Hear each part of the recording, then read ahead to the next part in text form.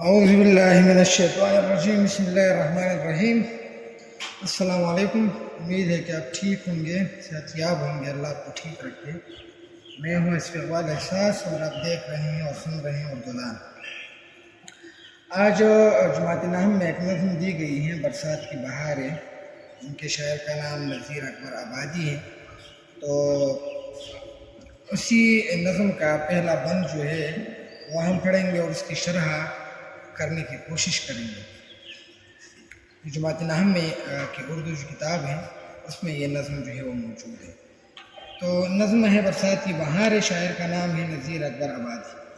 ہیں اس ہوا میں کیا کیا برسات کی بہاریں، سبزوں کی لہلہاہٹ باغات کی بہاریں، بوندوں کی جمجماہٹ قطرات کی بہاریں، ہر بات کے تماشے ہر گھات کی بہاریں، کیا کیا مچی ہے یارو برسات کی بہاریں۔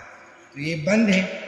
اس کے جو مشکل الفاظ ہے، جیسے لہلہاہٹ کے معنی ہے کھیتوں یا پودوں کے ہوا سے ہلنے کی کیفیت، جسے لچکنا بھی کہتے ہیں، یا ہوا سے ہلنے کی کیفیت جو ہے اس کو لہلہاہٹ کہتے ہیں۔ پھر ہے جمجماہٹ، چمک دمک یا آب و تاب، اس کے معنی۔ پھر ایک اور لفظ میں گھات، گھات جو ہے جگہ کو کہتے ہیں۔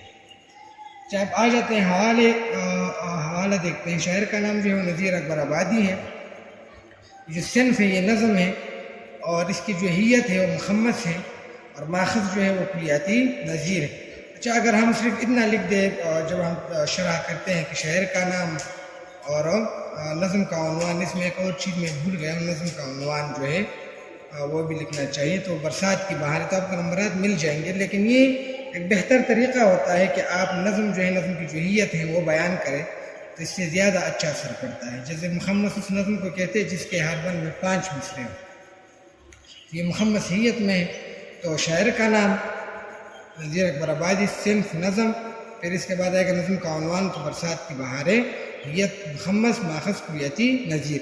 اب آ جاتے ہیں شرح کی طرف کہ شاعر اس میں اصل میں کہنا کیا چاہتے ہیں، اور صنعتی کون سی صنعتیں اس میں استعمال کی گئی ہیں، اور کون سی علم بیان یا علم بدیع کے حوالے سے اس میں کچھ چیزیں ہیں یا نہیں۔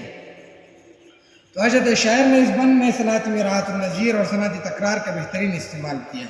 اس بند میں 2 صنعتیں استعمال میں لائی گئی ہیں، ایک ہے مراعات النظیر اور ایک ہے صنعت تکرار۔ جیسے کیا آپ دیکھیں، صحیح یہ تکرار ہے، اور جو مراعات النظیر ہیں تو ہوا، سبزہ، لہلہاہٹ، باغات، یہ سب جو ہے یہ آ جاتا ہے مراعات النظیر میں۔ یہ بالکل جو ہے مراعات النظیر کی صنعت سے استعمال کی گئی ہے۔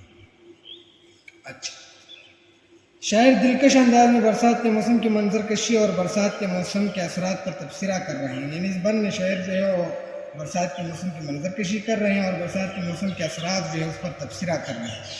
کہتے ہیں، برسات کے موسم کی ہوا بھی کیا خوب ہے، کیا حسین نظارے دکھا رہی ہے۔ برسات کے موسم کی جو ہوائیں ہیں وہ کتنی دلکش ہے، کتنی خوبصورت ہے، اور کیا حسین نظارے دکھا رہی ہیں۔ اس کے چلنے سے باغوں پر بہار آ گئی، یعنی اس ہوا کے چلنے سے باغوں پر بہار آ گئی ہیں، اور یہ بھی خوشی سے مست ہو رہے ہیں اور جھوم رہے ہیں، اور یہ باغات جو ہیں وہ بھی خوشی سے مست ہو رہے ہیں اور جھوم رہے ہیں۔ اس کے ساتھ ساتھ بارش کے قطرے بھی ایسے چمک رہے ہیں جیسے موتی دمکتے ہیں۔ برسات میں بارش بھی ہوتی ہے تو بارش کے قطرے جو ہیں وہ یوں دمکتے ہیں، جیسے وہ قطرے یوں چمک رہے ہیں جیسے موتی دمکتے ہیں، موتی چمکتے ہیں۔ ہر طرف ایک دلکش نظارہ دکھائی دیتا ہے۔ برسات کے موسم کی وجہ سے ہر طرف جو ہے ایک دلکش نظارہ دکھائی دیتا ہے، ہر طرف ایک لطف اور تماشا ہوتا ہے جو دل بہلانے کا وسیلہ بنتا ہے۔ ہر چیز میں ایک نئی ادا آ جاتی ہے، یعنی جب ہوائیں چلتی ہیں، بارشیں ہوتی ہیں، تو جو بھی نباتات ہیں اس میں ایک نئی جو ہے ادا آ جاتی ہے، اس کو ایک نئی زندگی مل جاتی ہے، اور وہ موسم بہت خوبصورت اور دلکش ہوتا ہے۔ ہر چیز اور ہر جگہ